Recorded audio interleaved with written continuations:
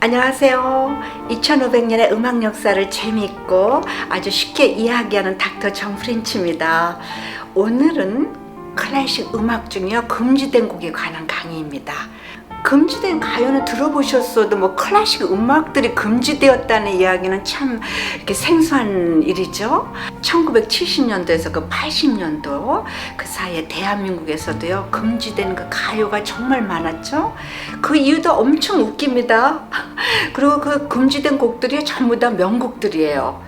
성창식 씨의 왜 불러는 국민들에게 왜 반말이야 하면서 금지시켰고, 고래 사냥은요 뭐 가사 중에 조그만 그 고래 한 마리가 무슨 포경 수술을 연상한다나요? 그리고 전인권 씨의 행진은 뭐 창법이 뭐가 이렇게 껄끄러워. 그리고 뭐 관능적인 그 제스처와 아주 열정적인 그 가창력으로 남자들 그 시선을 확 몸에 받았던 김추저 씨, 거짓말이야 뭐가 거짓말이라는 거야. 아무튼 도둑놈이 제발 저린다고 그 표현의 자유를 억압하면서 금지시킨 곡들이죠. 1970년대부터요 그 80년도 초까지는요 문화공보부에서요 공연 윤리 규정이다 막 이러면서요 클래식 음악도 마구 짓밟기 시작했어요. 그 당시에 그 소비에트 그 출신들의 작곡가 쇼스타비치나 뭐 카차투리안 그리고 프로코피에프 이런 음반들은요 국내에 반입하는 것을 완전히 불법으로 금지시켰고 공연마저 금지시켰습니다. 그렇게 치면요 뭐 차이코프스키, 라흐마니노프, 드보르작, 스메타나, 이 소비에트 시대 때요 그 레드 아미 코러스라고 있었어요. 굉장히 유명했고 알렉산드로 앙상블이라고 이렇게 알려지기도 했는데 세계적으로 잘 알려져 있었어요. 그런데 이 단원들의 그 음악이나 아니면 그 공연 아니면 초청을 한국에서도요 완벽하게 금지시켰습니다. 안타깝게도 그 60명이 공연을 하러 가면서 비행기를 탔는데 그 비행기가 추락을 하고 맙니다. 그래서 전원이 다 죽죠.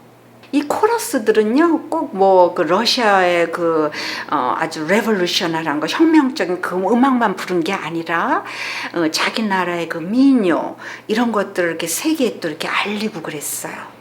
일제 강점기 시대 때도요 그 쪽발이들이 한국 음악을 금지시킨 곡들이 꽤 많았습니다.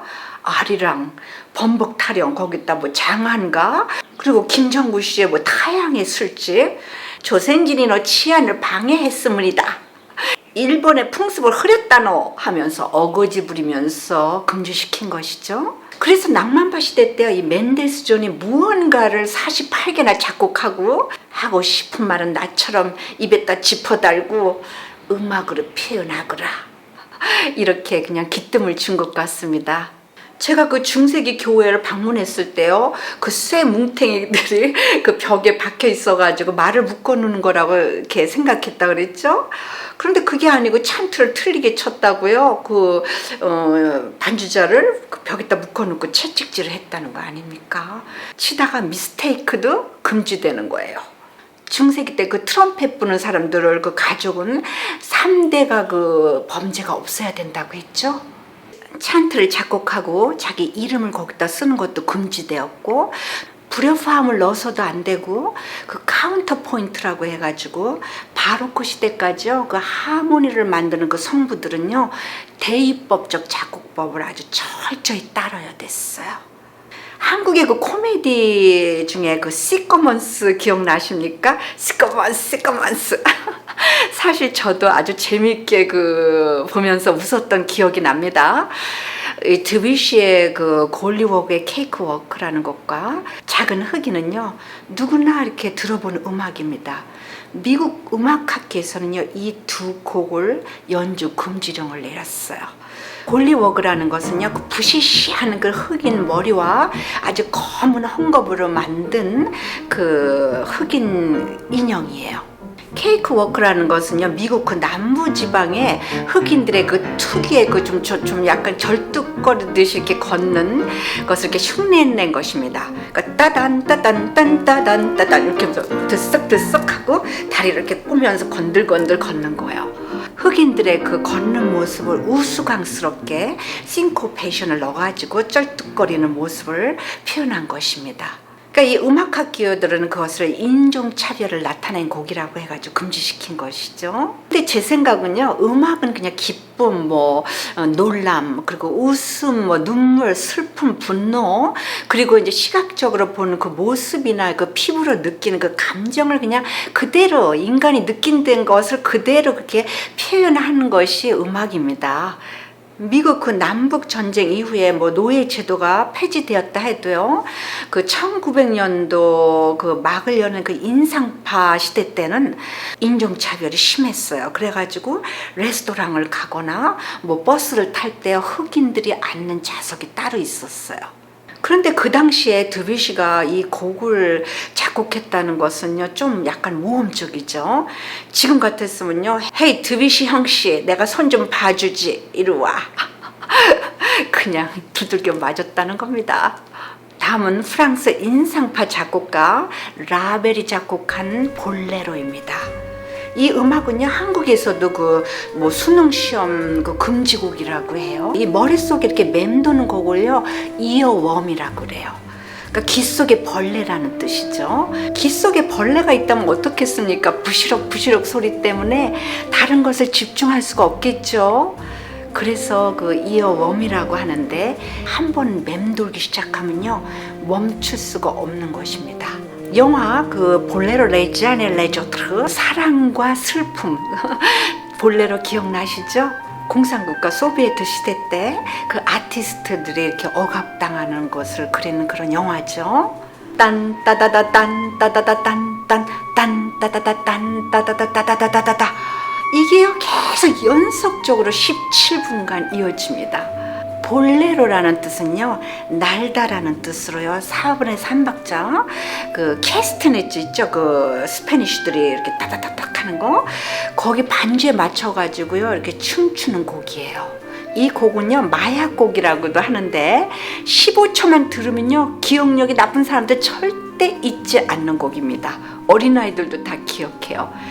딴 따다다 딴 따다다 딴 따다다 딴 따다다다다다다다 딴 띠다디 딴 띠다디 딴 띠다디 딴 띠다디 따다다다다디. 쉬운 것 같으면서도 이거 일정하게 17분 동안 쳐야 되기 때문에요, 드러머한테는 아주 쉬운 일이 아니에요. 인상파를 나타내는 데는 3가지 방법이 있습니다. 지금 들으신 게 이제 인상파인데요, 모네나 그 드뷔시처럼 이렇게 흐리멍텅하게 이렇게 시선을 집중시키지 않는 방법이 있고, 또 라벨처럼요, 이렇게 반복적으로 이렇게 음을 계속 내가지고 마치 그 다람쥐 쳇바퀴 돌듯이 미로에 갇힌 듯이 하면서 이 뇌를 세뇌시키는 방법이에요.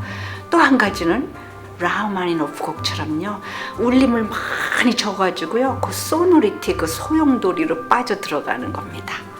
그럼 이 곡이 어떻게 그 사람의 마인드에 그 마법에 이렇게 걸린 듯 이렇게 몰입시킨다는 것이죠. 골 때린다는 겁니다. 쿵따다다 쿵따다다 딴, 골 때린다는 게 바로 이겁니다. 템포 디 볼레로 마데라토 아사이, 이 스페니쉬 리듬을 한 번도 늦추거나 빨라지지 않게 일정하게 17분을 치르는 겁니다. 멜로디도 아주 심플해요.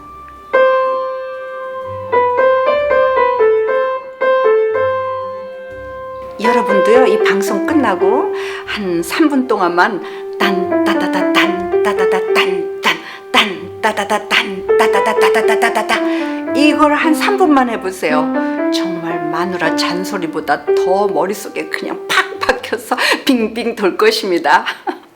이렇게 심플한 멜로디와 리듬이 마치 코브라의 마법에 걸린 듯 꼼짝 못하게 한다는 것입니다. 하지 말라 하는데 막 자꾸 이렇게 더 하고 싶은 그런 청개구리 심리를요, 칼리굴라라고 합니다. 1979년도 미국 보스턴에서 그 영화가 상영이 됐어요. 그 제목이 뭐냐면 칼리굴라예요. 로마의 폭군을 다룬 영화인데요, 굉장히 잔인하면서 또 야한 그런 영화예요. 그러니까 이 보스턴에서 도덕적으로 안 좋다 이래가지고 그냥 상영 금지를 시켰습니다. 그러니까 놀랍게도요, 사람들이 그냥 너도 나도 도대체 얼마나 야한데 나도 보자 너도 보자 막 서로 이래가지고 타주로 운전해가지고서 그 영화를 보러 갑니다. 그래서요, 그 영화가 대박이 나요. 금지된 그 음반들을 보면요, 뒷거래가 더 짭짤했다는 겁니다. 르네상스 시대 때 그 교향청에서 금지시킨 곡이 있다 그랬어요. 그레고리오가 작곡한 나를 불쌍히 여기소서. 이 음악은요, 전에 강의한 적이 있기 때문에 제가 오늘은 그냥 간단히 이제 말씀드리겠는데요. 구약 성서의 그 시편에 나오는 그 다윗 왕이 그 동생의 부인을 이렇게 범하지 않습니까? 그래가지고 죄책감에 그냥 제발 나 좀 봐주시오 하면서 그 서사시적으로 이렇게 지은 곡을 그레고리오가 멋지게 작곡을 했는데, 그거를 이제 그 교향청에서 150년 동안 외부로 나가지 못하게 그냥 금지령을 시켜놓고선 150년 동안 교향청에서만 이렇게 사용했다 그랬죠. 그런데 모차르트가 13살 때 그 꼬맹이가 와가지고 그걸 딱 듣고선 그냥 전부 다 스캔했다는 거 아닙니까? 아무리 금지시켜도요, 칠 사람은 치고 부를 사람은 부르는 것입니다. 마지막 음악 역사에서 금지된 것 중 가장 중요한 것이 있습니다. 이건 정말 중요한 겁니다. 재즈나 뭐 락, 팝, 뮤직 뭐 전부 다 그 임프로바이제이션을 할 수 있지 않습니까? 자기 마음대로 뭐 오나멘트도 넣고 반주도 뭐 마음대로 어떤 악기든 자기가 연주할 수 있고 이런데, 클래식 음악은요 절대 안 됩니다. 마음대로 임프로바이제이션을 해도 안 되고 또 음을 변경해도 안 돼요. 대신 핑거링이나 뭐 페달을 더 밟거나 다이나믹을 이렇게 체인지할 수는 있어요. 그런데 음은 절대로 변경을 해서는 안 됩니다. 만약 여러분이 엘리제를 위하여를 치다가 음 하나를 이렇게 변경시켰다면요, 그것은 틀린 것이에요. 그래서 이 악보를 그 퍼블리시 하는데 보면은요, 뭐 다이나믹은 이렇게 조금씩 체인지가 돼요. 그런데 음표는요 하나도 체인지가 안 됩니다. 그럼 왜 재즈, 락, 뮤직, 가요 다 되는데 클래식 음악만 왜 고집불통이었을까요? 정답은 이렇습니다. 클래식 음악은요, 그 교회 음악에서 유래되었어요. 특히 캐톨릭 음악. 캐톨릭 음악은요, 형식을 굉장히 중요시했고 전통을 중요시했습니다. 처음 찬트는요 아주 심플한 그 단선 멜로디였고, 칸투스라고 부르면서 그 태초의 하나님의 그 음성처럼 다뤘어요. 이러한 과정에서 중세기 때 가장 중요시 여긴 것은 음 하나하나를 그 인간의 캐릭터처럼요 이렇게 취급을 했어요. 그러니까 그 음마다 영혼이 다 있는 거예요. 그것이 톤노래라고 해가지고 우리가 그 음악에서 톤이라고 그러죠. 그게 바로 거기서 나온 것입니다. 그래서 제가 항상 이렇게 강조하는 게 있는데, 그 중세기 때 교회 선법 6가지 그 모두에는요 캐릭터가 들어있고 그 각 모두마다 그 성질이 다 있다고 했어요. 작곡가가 도를 레로 바꾼다면요, 갑돌이가 갑순이가 되는 것입니다.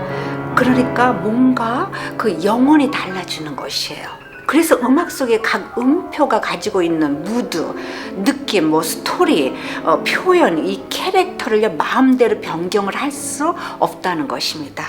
클래식 음악을 하는 사람들이 고난도로 올라갈수록, 그러니까 레벨이 높아질수록요, 점점 빠르게 읽느냐, 그리고 얼마나 어려운 곡을 치느냐, 이걸로 이렇게 실력을 가름하는데, 아무리 잘 쳐도요, 그 작곡가의 음표를 마음대로 이렇게 변경하거나 잘못 친다면은 그것은 형편없는 연주자가 되는 것입니다.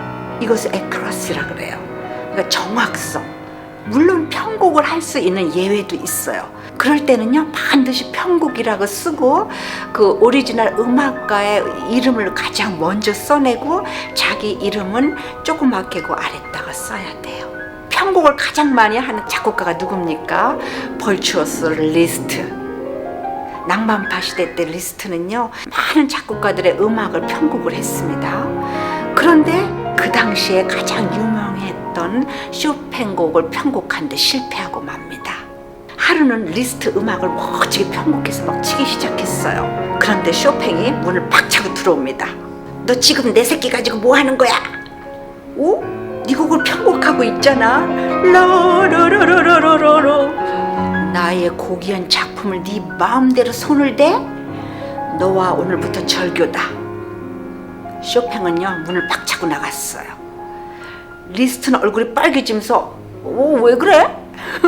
옆에서 남장을 하고 앉아서 독한 시가를 팍팍 품어대던 조르드 상드는 이렇게 말합니다. 리스트 형씨, 자네가 잘못한 거야. 쇼팽 자식들을 이렇게 함부로 가지고 놀면 안 되지. 어서 가서 사과해. 리스트는 쇼팽의 집으로 달려가서 그냥 싹싹 빌지만요, 두 사람의 관계는 크게 회복되지 못하고 라이벌 관계로 발전합니다. 그래서 그 리스트의 그 많은 편곡 중에 그 유명한 쇼팽의 곡이 하나도 없는 것입니다. 자, 오늘은 클래식 음악에서 금지된 곡들과 그리고 또 해서는 안 될 것들을 이야기해 드렸습니다. 그럼 여러분 모두 건강하시고 행복하세요. 다음 방송에서 뵙겠습니다. 바이.